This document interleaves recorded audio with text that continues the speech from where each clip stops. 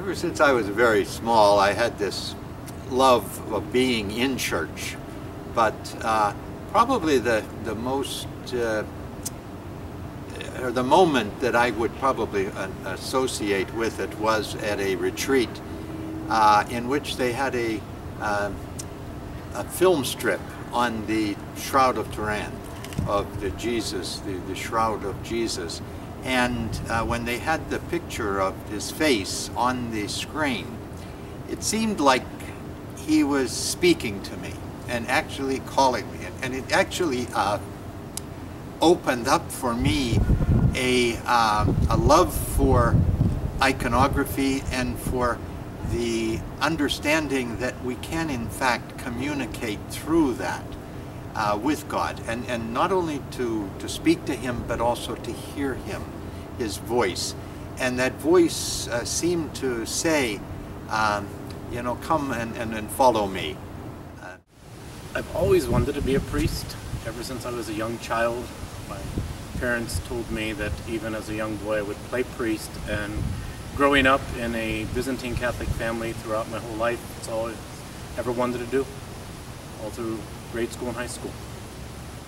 Well, when I was 16 years old, I had a real conversion experience where I gave my life to the Lord Jesus, and the Lord changed my life so radically that there was nothing else that I was interested in terms of finding a way to throw my whole life into service to the Lord. So I think that that was like maybe the seed of the vocation, was this authentic desire to give myself completely to God in some kind of Christian service. I've been a sister of St. Basil for almost 56 years. And as I reflect on what and how did I really come to answer God's call, and I want to say that there were probably 2-3 people in my life that really made such a big difference. Back step once, I remember being a senior in high school. We were at our retreat, and the chaplain says, "Well, Jeannie, what are you going to do, after you graduate? You're going to go to college? What are you going to..." I said, "No, Father, I just want to get married and have a dozen kids." And so he said, "Oh, that, we talked a little bit about that."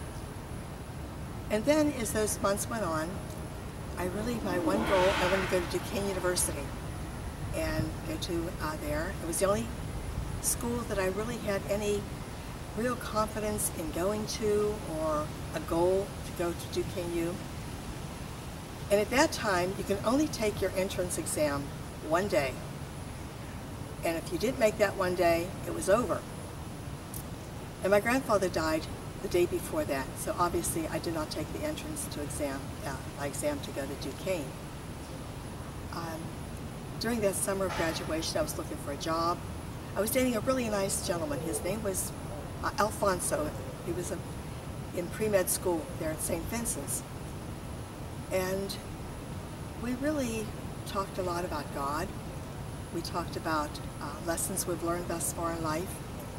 And I remember one evening we were up in Mount Washington in Pittsburgh, overlooking the 3 rivers, and Al said something like, "Did you ever think about being a nun?" Prior to that, I was kind of going on my ring finger, because I think I was only 19 years old, 20 years old, and thinking in my mind, I'm not ready for marriage. But his question was not anything about marriage, but rather, did you ever think about becoming a nun?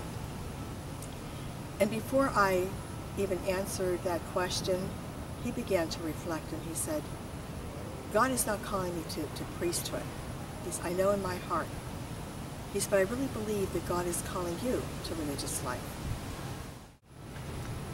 The thought of priesthood was never totally remote from my mind all my life, but I began to sense it more strongly, specifically, the time I was in college, my later years in college.